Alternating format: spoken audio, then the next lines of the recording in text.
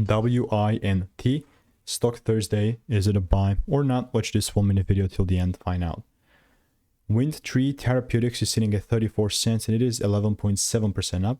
And from what I can see, it's just, I'll come here. Oh, my bad. Let me just, boom. Yeah, this is where we are.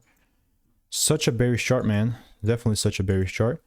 I mean, I'll just mark out these supply areas. Mark out the lows.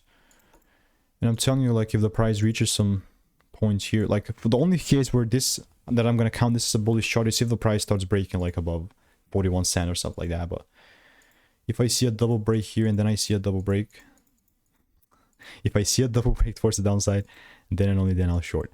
But guess what? I'm not assuming I'm reacting, so I'll just let the price do its thing.